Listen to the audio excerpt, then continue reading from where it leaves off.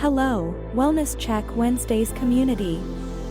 We wanted to take a moment to remind you that while our podcast serves as a safe space for open discussions and sharing experiences, we are not mental health experts. This podcast is a platform for you to express your thoughts, feelings, and experiences in a judgment-free zone. Our aim is to foster connection, provide support, and create a sense of community. It's crucial to acknowledge that we are not a substitute for professional mental health advice or treatment. If you or someone you know is dealing with mental health challenges, we strongly encourage seeking guidance from qualified professionals. Remember, reaching out to mental health experts can make a significant difference. If you ever feel the need, don't hesitate to connect with a licensed therapist, counselor, or healthcare professional. This is the Wellness Check Wednesdays podcast, a share space, a judgment-free zone, a place to meet and discuss our mental health. So let's check in.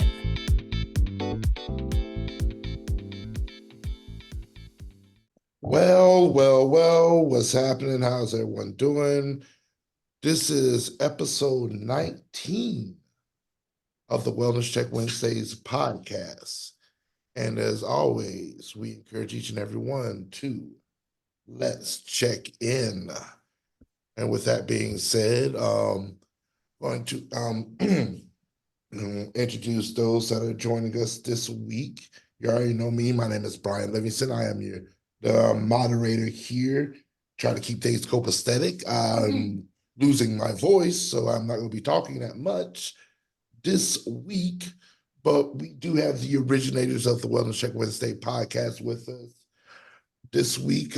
Here in Fayetteville, North Carolina, by way of the Share Studios, I have Kevin Marshall. Go Eagles.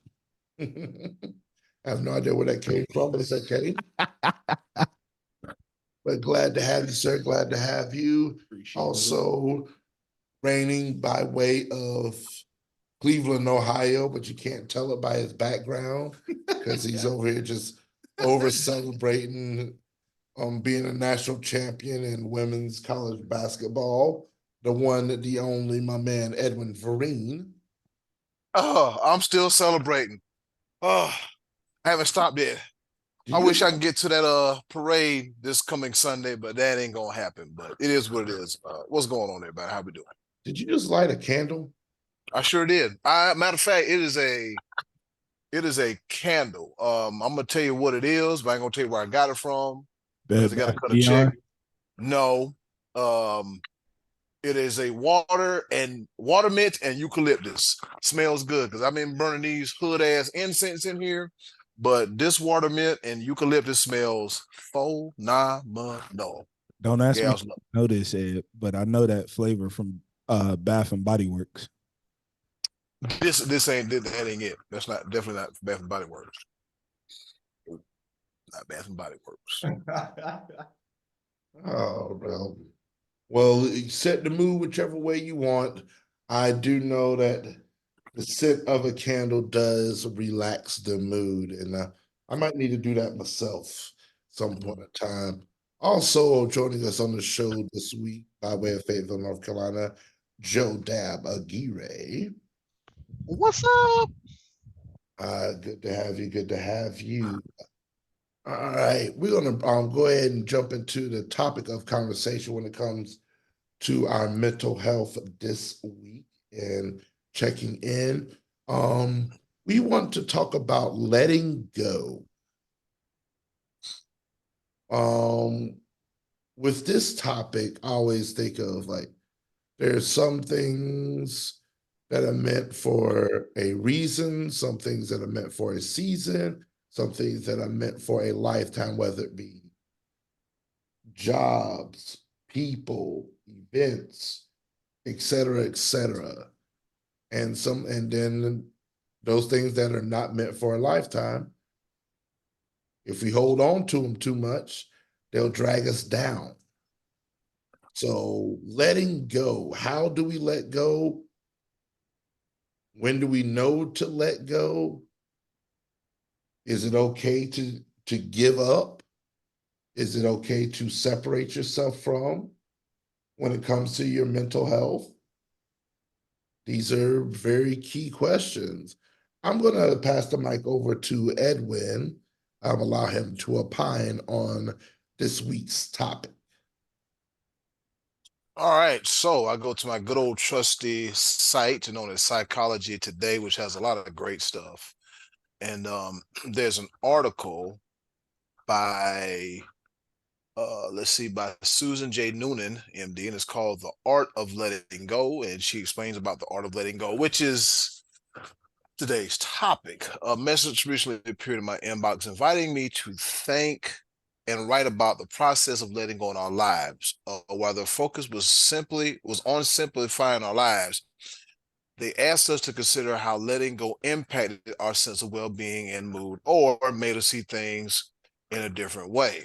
What impact did it have? Did we feel less stress? Was it cathartic to let go of something?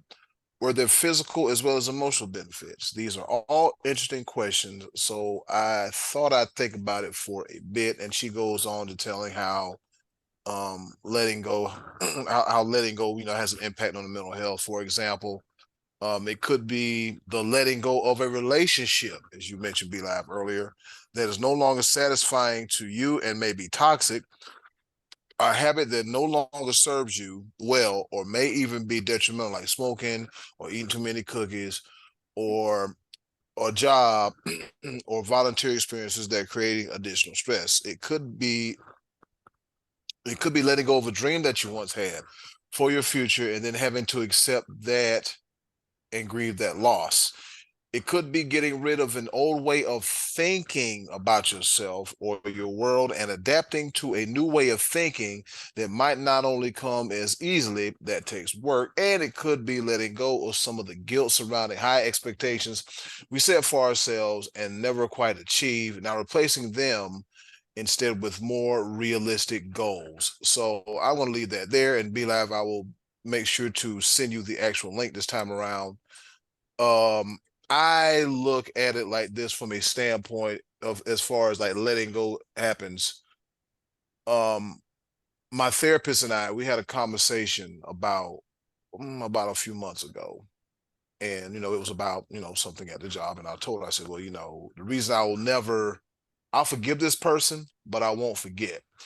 She thought that I was like, you're hanging on and it's bring you so much energy. I had to let her know. I'm like, well, I didn't tell her this, but I told a friend of mine, I said, look, my therapist think I'm holding on to what happened at the job. I said, the reason I'm holding on is because, like they say, you keep things in the back of your mind for a reason. And knowing me, I keep things in the back of my mind for a reason. You remember what happened. You remember who did this to you. You remember how you made it feel. You also remember what led up to this event that made you feel the way you feel, and now you have these feelings towards this person. So what can you do to ensure that whenever you see it, you can stop it? Or when you're in the middle of it, you can kind of just, all right, okay, I'm not going to do this. I've always been one to keep a running tab, if you will. And I know people change, but sometimes when it comes to change, I need to see the behavior. Oh, you changed. Well, I need to see proof of change. And that person doesn't have anything to prove to me. It's just the fact that, hey, I know what you're capable of. So therefore, I'm not forgetting. So therefore, I won't let my guard down. And then when it happens to me again, oh, I can't believe I did it. I'm trying to avoid all that. Right. And my therapist thought that I was like just holding on to stuff and just burning energy. I'm like, no, I call it self-preservation, because having that memory of that event with that person, I remember how I felt, but I don't go back into it too much to harbor those feelings again. It's just the fact that, hey, I'm going to keep this here, because I'm a firm believer of if you can stop it before it starts, then go ahead and do it. And so whenever I see that thing started, I'm gonna put the brakes on that thing. What say you, Kev? Fool me one time, shame on you. Yep. I've been thinking about this since I approached this topic on doing it on this platform, that at the end of the day, we all ask ourselves a question of truly of what is letting go, whether it's dealing the physical, mental, spiritual being of whoever you are. And I've come to one grievance that it's dying, basically. Old habits have to die. Creatures of habits have to die.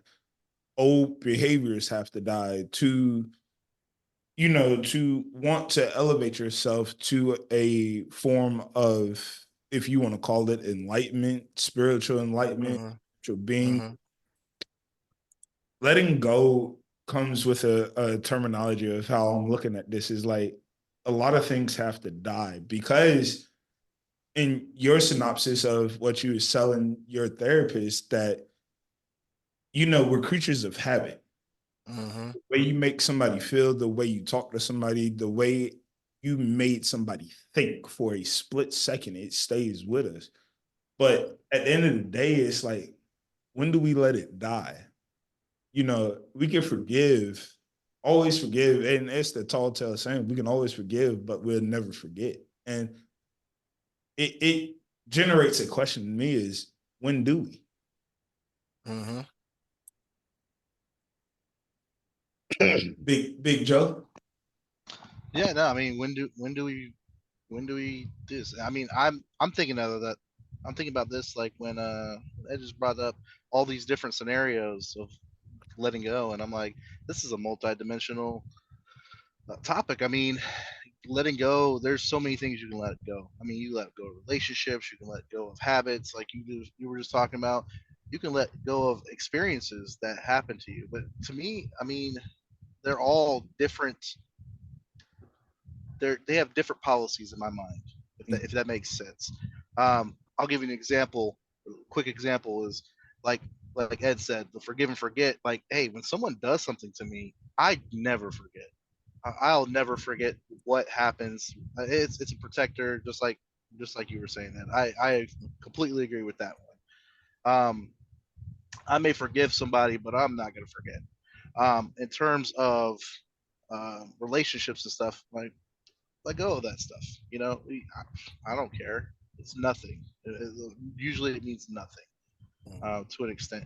Um, in the workplace is something I wanted to speak on is I have a problem with letting go of topics. And I know B Live could probably attest to this one is I don't let go of things. I hang on like a pit bull of stuff, especially when I'm right about or I feel like I'm right about something.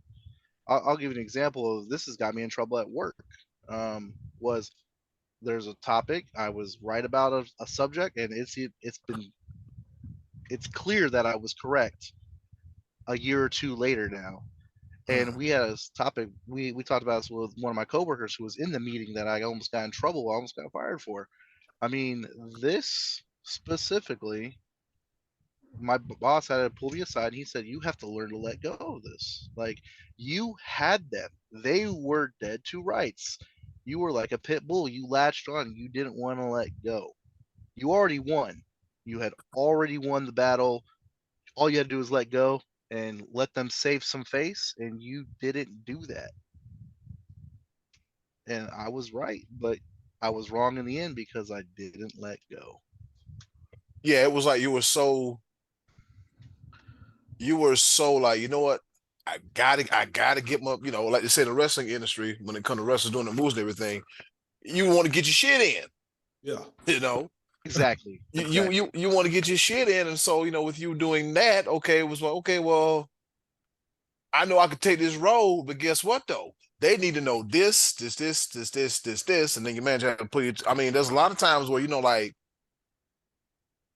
I've had members of management pull me to the side, and I remember this one recent incident back in September, October. I was just like, I had my ass on my shoulders and everything, and well, the manager mad at me. How come he won't talk to me? Hell, I'm a man right here. Won't he come talk to me in my face? I'm 41 years old. I just kind of I went off. And my manager said, mother manager said, come on. Hey, look, he on the warpath. Just lay low and stay out the way. I said, okay. Right. But And so I knew right there and then, because that, that's my money. And the thing about me is I pride myself on not letting my job getting me out of character. But in the same but in the same breath, don't lay down and don't take no shit from nobody too.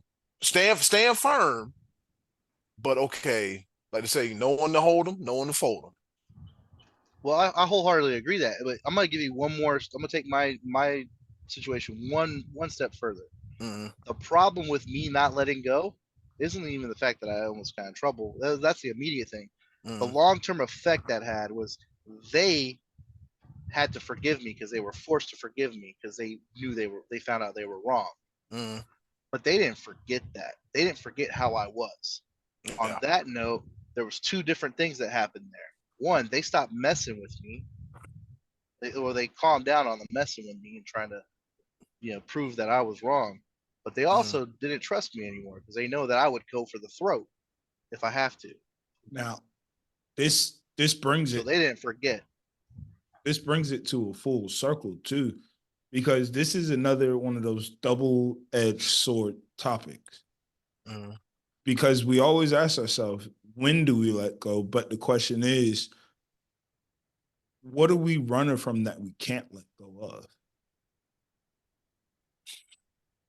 Because a lot of things that correlate with of not letting go of certain things at the job, not letting go of relationships, not letting go of friends, not letting go of material things. What is it that it is such an outward body experience, or what is it that we get so fixated on that we run from it, that we won't let it go? Because everybody's had that one thing that's happened. To me, is finding out after my grandmother had passed that, she held a lot of the family secrets from her generation going into mine now. Mm-hmm. It's like, damn, if I'd have took the time and effort to really go have conversations with her, or even just call her, that maybe a lot of the things that I can't let go of now would seem a lot easier to let go of. Mm-hmm. Yeah, that's one thing. I mean, relationships with people and all that. Like sometimes you have that one ex that's just hard to shake.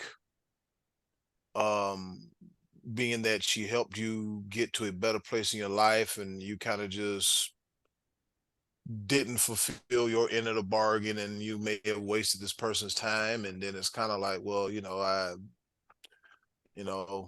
don't want to do this, but I like to keep you around and everything. But then sometimes that could be, harmful and damaging as well too. And some, I mean, like, a job. Sometimes you can stay on a job for too damn long. Yeah, sometimes you can stay. Yeah, you stay on a job for too damn long, and then sometimes you could just have the same friend group for too damn long, and then you're looking around like, damn, I have not really. I'm doing the same damn thing I did 20 years ago. 20 years ago, or just like I heard I'm some. think Just go ahead, Joe. I was gonna say I'm thinking when I hear this everything you're saying, I'm thinking the word that we're missing is closure. Yeah, closure. If you don't have closure, how do you let go? Yeah, and just like How real. do you how do you get to that point where you are willing to seek closure though at the same Yeah, time? true. So let me ask this question to Be Live real quick.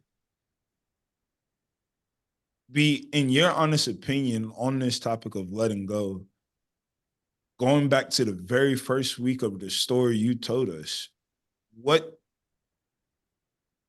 in your honest opinion, your thoughts, what gave you enough closure to actually share that story with us? Well, I'll be perfectly honest with you. In certain aspects in life, yes, closure may be needed. In certain things, closure is overrated.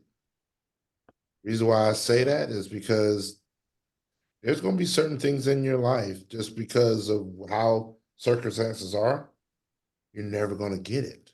Yeah. And the longer you seek it, the longer you're still just going to be sitting right there, not able to move on. It is possible. It is very, very possible to move on without closure. It's not the easiest thing by any matter of the word, but it's possible. Mm-hmm. And when it comes to letting go, and I'm going to say this, and I'm going to emphasize this, truly letting go, not lip service, not talking about it, but actually when it does not bother you. That's because there's certain things that we just know, and we deny it because we've invested in it. Mm-hmm. The time we've invested, money we've invested, our emotions, our feelings, every part of our being.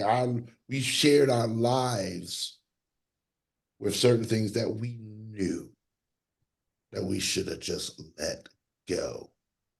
Be Live, you remember when I was in a relationship with a particular young lady from 05 to 09, Mhm. and you remember how distraught and despondent and just out of place I was when I moved back home. Oh yeah. Yeah, I was. It took me. I ain't gonna lie to you, man. I moved back home in 2009, probably around 2014.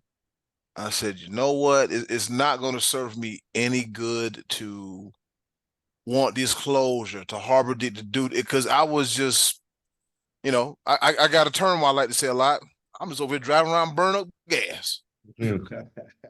I was just over here just burning up gas, and I'm like, man, I can't.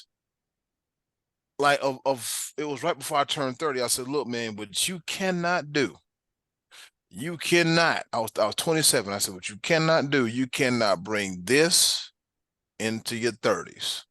The first 2 years of my 30s, I bought into it. Now I'm just like, she done moved on. She done got married. She done had a kid, another kid.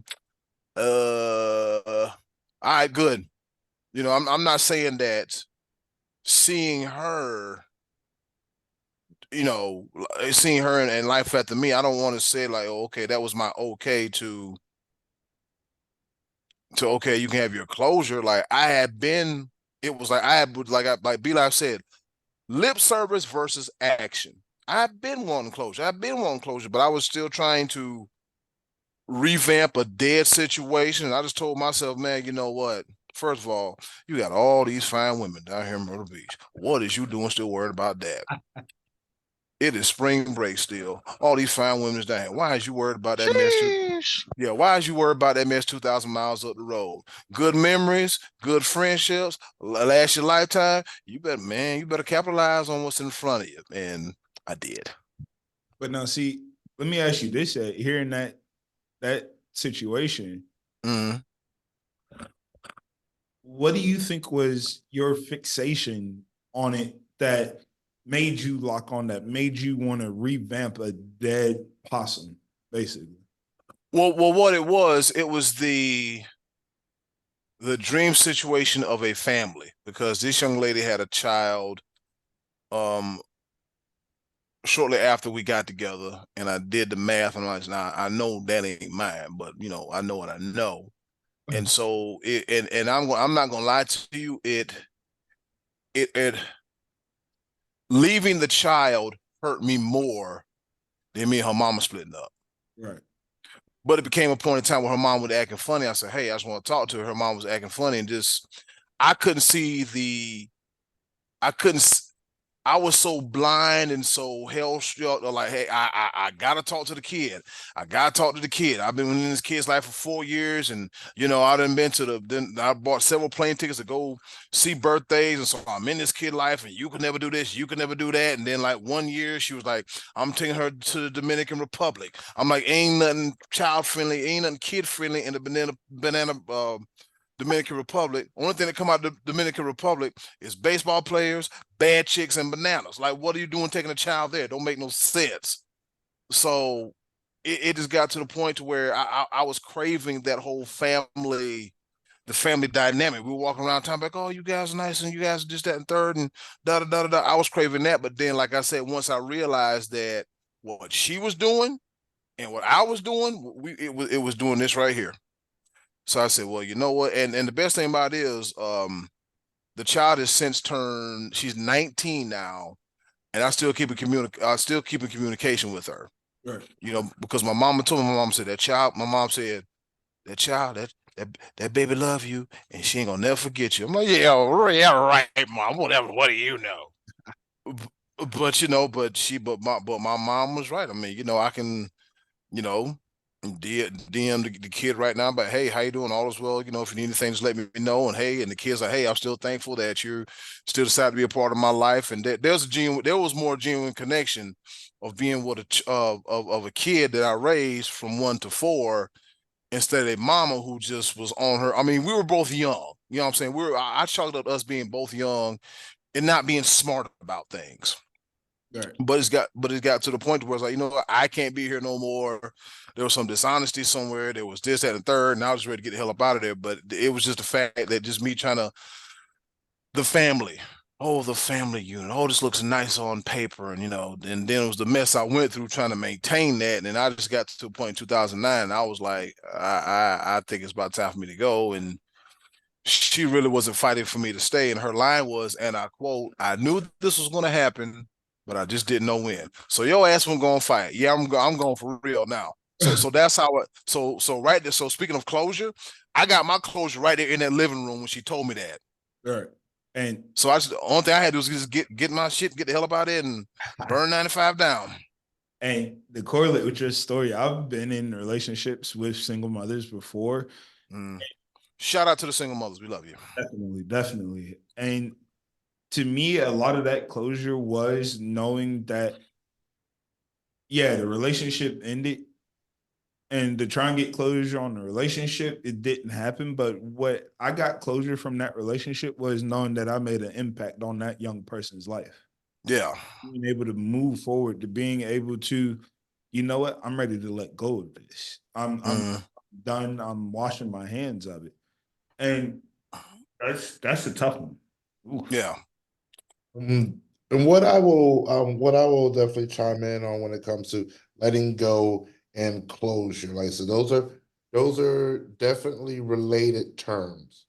They're almost one and the same as far as like what is needed, what's required in order to let go. With those situations that you cannot control, that you're not able to get exactly the closure that you want, especially in relationships, there's two different ways of going about it. One is either knowing that you've done everything that you can, you've done things the right way, and it's just inevitable that it just wasn't meant to be. Or is where you've made a mistake, you recognize that you've made the mistake, and you forgive yourself. Right. You forgive others, but at some point in time, you have to forgive yourself, because life will go on with or without how you personally feel. And that is something that I've had to learn in the hardest of ways. Because as much as I want life to stop, and woe is me at times, it ain't. People move on. You may not even be a thought to them. As much as your heart pours out for said people and everything, they could care less at times. And recognizing that and know you've done one or two, if not both, doing things the right way, and then understanding there's not anything else you can do. And also, if you've done wrong, forgive yourself. Make it right in the best way you can. If you can't make it right, forgive yourself, and you move on. To piggyback off of what you just said, what a lot of people miss, because in my eyes and in my opinion, their pride won't let them do it. Yeah. When you mess up, own it. A lot of people can't forgive themselves to let go of a mistake that they made because they would never own it.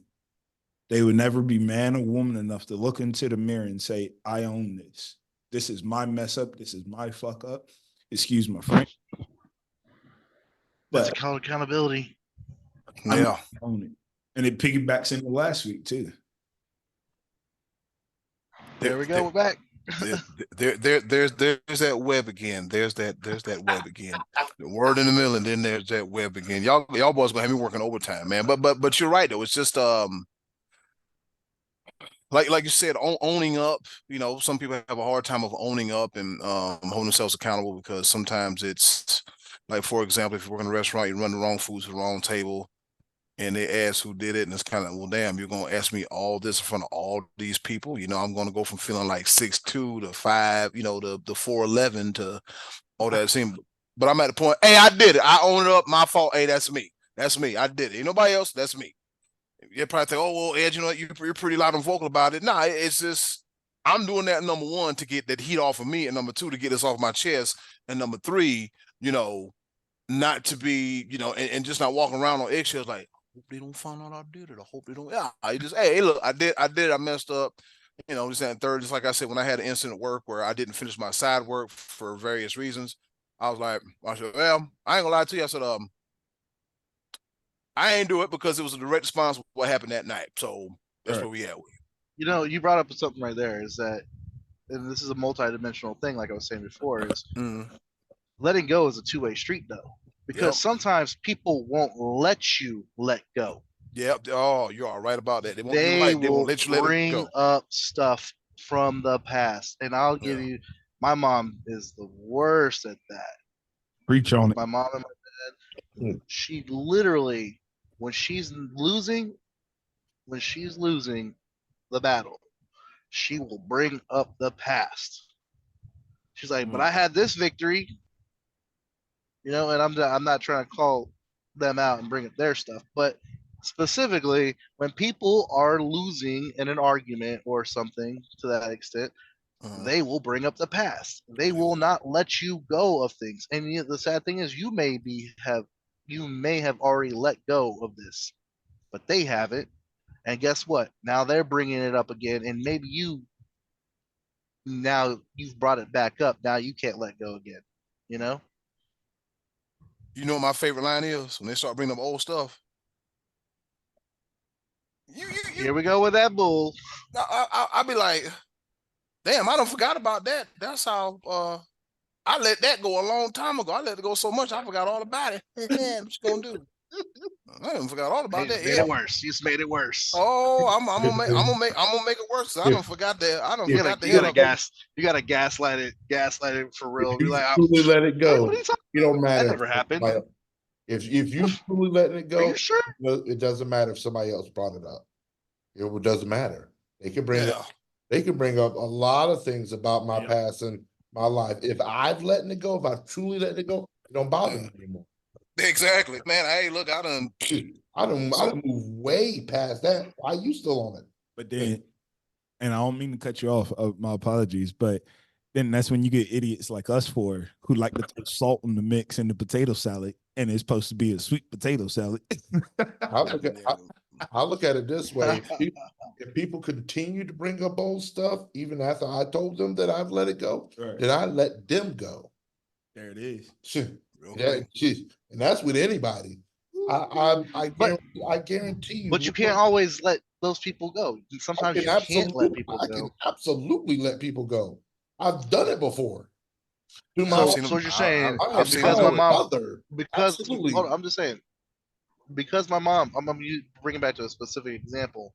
Because my mom does that, so my dad has to let her go because she brings up old stuff when they're arguing. That is relationship between that is married folk business. I'm just saying, like, that's exactly it doesn't apply to all relationships though. Yes, I mean, it does. It absolutely does. I just brought that one up. Well, I tell you, I tell you what, the last time I got in married folks' business and had an opinion, my ass got shot at. So I'm deferred. I say I'm deferred. Here's the thing. I'm just saying, Joe, I've been married. Marriage is the toughest thing to let go without a shadow of a doubt. But I guarantee you, if you let it go, you can bring up my ex-wife could walk in this building right now and bring up all kinds of aspects about my past. If I truly let it go, it doesn't bother me anymore. That person could bring up it all the time, every day of the week, twice on Sunday. If I truly let it go, then it won't bother me. oh, okay. I'm not talking about your ex-wife. I'm talking about your current wife who you've been married to for 30 years. Doesn't matter. So here's what we're gonna do. I'm gonna sit her down and I'm gonna have a conversation. Honey, I'm gonna tell you something. There's a reason why you brought it up, and there's a reason why I replied the way I did. Because I've let it go, and it would be nice if you do the same too. That's what I'm gonna tell her. There it is. Because, yeah. That's the answer. That's the answer right there. If you continue to bring it up, that's on you. I've let it go. You want to continue to hold on to something that's dead to me, that's on you. I won't let it bother me anymore. And that's through and through, married, divorce, all the things. It don't matter how deep the relationship is. If you let it go, you've let it go. You cannot control somebody else's actions. All you can do is control your own. So if you let something go and somebody else chooses not to, that's on them. Yeah. Prime example. I know we got to get the hell up out of here, but Be Live can attest to this. The one friend that hasn't been the same since 2003. It came to a point in time where he was still holding on to old stuff and still talking about old stuff from 20 years ago, what we was doing, everything. I'm like, that's cool, that's fine, that's dandy. And then recently, when I went home to visit him, and I didn't link up with him because there was a whole bunch of stuff going on, and he was just all like, well, you hurt me, you did this, you did that. I said, all right, I'm gonna tell you right now. We're arguing via keyboard, call me, let's talk about it. And I said in my head, I'm gonna say what I'm gonna say, I'm gonna let it go. The fact that I gave this said former friend the phone number, the option to call me, they ain't called it back. Guess what I did? Wipe your hands of it. All right, Be Live. It's you know what time it is. It's over. I've been in situations like that myself, to where you have this one friend who wants to be a keyboard gangster, and you're just like, look, call me. Let's talk about it. Let's get it off our chest. Yeah. Let it go. You don't want to talk? I'm gonna before because we are at that moment of time. Because Zoom is like, ain't giving us that much time. But anything that we could continue with, we could do it over like chat or voice call and things like that. But with that being said, we appreciate all the listeners out there. This is the Wellness Check Wednesday podcast, and as always, let's check in and let it go, baby. Let it go. Let it go. Thank you for listening to the Wellness Check Wednesdays podcast. Please join us every week, Wednesdays on Zoom at 6 p.m. and join our Facebook group for updates and to participate. We care about your mental health, so let's check in.